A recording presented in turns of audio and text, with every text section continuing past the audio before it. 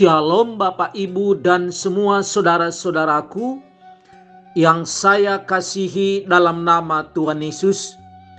Bertemu kembali dengan saya, Pendeta Antoni Tarigan.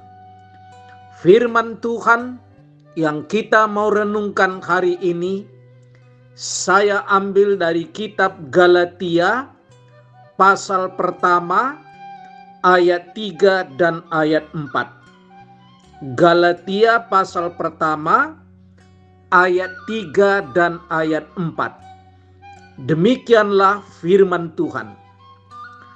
Kasih karunia menyertai kamu dan damai sejahtera dari Allah Bapa kita dan dari Tuhan Yesus Kristus yang telah menyerahkan dirinya karena dosa-dosa kita untuk melepaskan kita dari dunia jahat yang sekarang ini menurut kehendak Allah dan Bapa kita.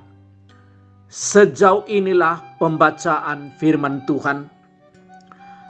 Tema kita yang kita mau renungkan hari ini adalah mengenai Kristus yang telah menyerahkan dirinya karena dosa-dosa kita untuk melepaskan kita dari dunia jahat yang sekarang ini.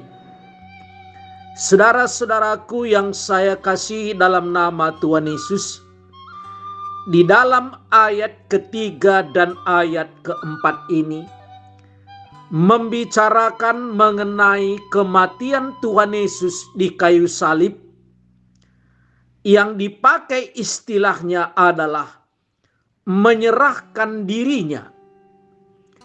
Berarti Kristus sendiri menyerahkan dirinya. Dia aktif, dia berkehendak menyerahkan dirinya karena dosa-dosa kita.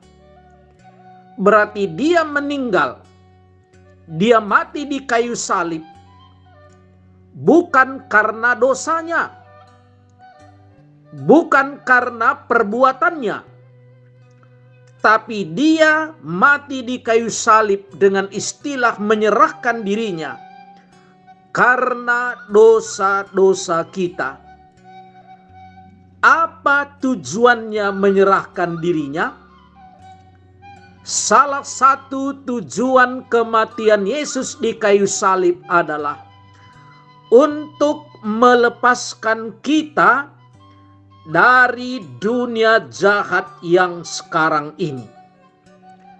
Berarti manusia yang hidup di dalam dosa berada di bawah perbudakan, perhambaan, ikatan dunia jahat yang sekarang ini. Jangan heran saudara-saudara, mulai sejak Kejadian pasal yang ketiga, begitu manusia pertama itu sudah berbuat dosa, benih kejahatan itu sudah mulai memasuki manusia. Belum begitu banyak manusia hidup di bumi, masih sangat sedikit. Sudah terjadi dosa pembunuhan. Kain membunuh saudaranya Habil, saudara kandung. Tetapi karena manusia ini sudah diikat oleh dunia jahat, sehingga dia rela, tega membunuh saudara kandungnya sendiri. Bukankah hubungan sebenarnya begitu dekat antara saudara kandung? Tetapi Kain sudah membunuh saudaranya. Dan setelah itu manusia semakin lama semakin banyak. Dan pada kitab Kejadian pasal yang ke-6, di mana sesama manusia sudah saling terjadi kejahatan lebih lanjut. Manusia ini hatinya semakin keras dan kecenderungannya untuk berbuat jahat. Sampai hari ini, saudara-saudara, kalau dalam kitab Kejadian terjadi dosa pembunuhan, sampai hari ini juga terjadi dosa pembunuhan. Kalau dulu terjadi dosa iri hati, karena Kain itu iri hati, karena persembahan adiknya diterima Allah, dia iri. Dan hari ini terjadi juga dosa iri hati. Jadi kejahatan yang terjadi saat ini bukan barang baru, bukan peristiwa yang baru, atau bukan sesuatu yang baru, tetapi sudah terjadi ribuan tahun yang lalu. Dan sampai hari ini terus terjadi. Bahkan dalam kitab 2 Timotius pasal yang ketiga, Paulus dalam suratnya yang terakhir mengatakan bahwa pada masa-masa akhir zaman ini akan datang masa yang sulit, masa yang sukar. Manusia mencintai dirinya sendiri, manusia hamba uang, dan seterusnya. Itulah kejahatan yang terjadi saat ini. Seolah-olah manusia ini tidak takut lagi berbuat jahat. Sering sekali kita dengar lewat berita-berita di TV, media online, media cetak, bahkan anak kecil membuli sesama anak kecil, bahkan membunuh.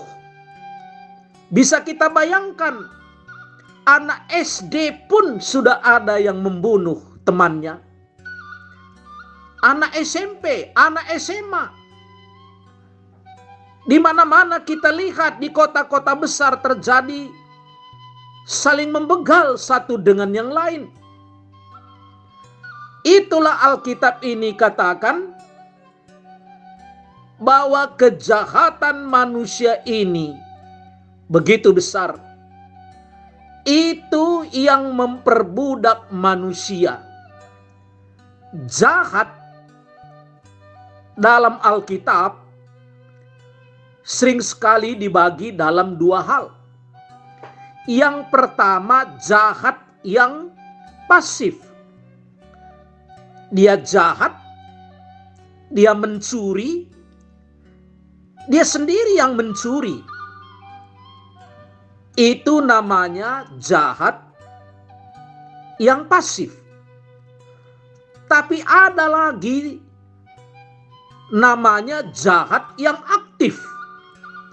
Dia berbuat jahat, mempengaruhi orang lain berbuat jahat.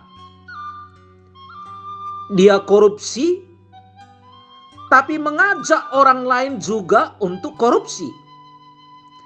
Dia mencuri, mengajak orang lain untuk sama-sama mencuri.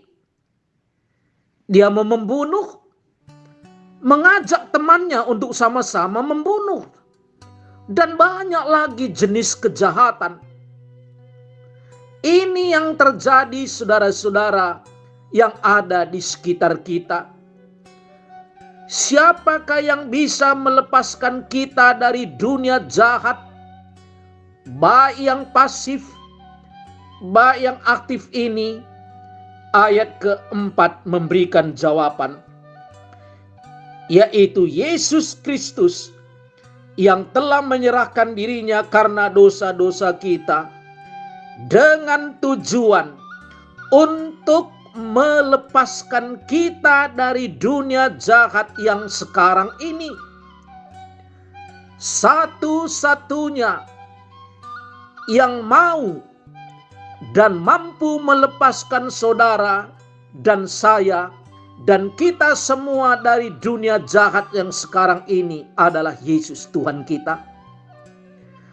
Mungkin ada orang mau, tapi tidak mampu. Begitu juga kalau seandainya ada yang mampu kalau dia tidak mau.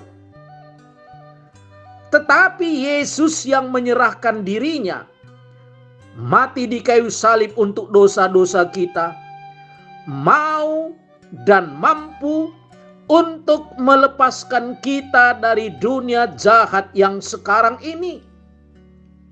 Saya tidak tahu saudara-saudara, kejahatan apa yang kita sedang perbuat hari ini. Kejahatan apa yang sedang mengikat kita saat ini, yang mungkin orang lain tidak tahu, yang mungkin pendeta kita tidak tahu, yang mungkin orang dekat kita tidak tahu. Hanya kita yang tahu dan tentu Allah tahu. Dan berita baik hari ini adalah Ia menyerahkan dirinya untuk melepaskan saudara, melepaskan saya, melepaskan kita dari dunia jahat yang aktif sekalipun. Maukah saudara dilepaskan oleh Tuhan Yesus dari kejahatan saat ini? Kalau mau, katakan kepada Tuhan, ini saya Tuhan. Saya melakukan banyak kejahatan yang jijik di matamu, tetapi Engkau mau melepaskan saya. Amin.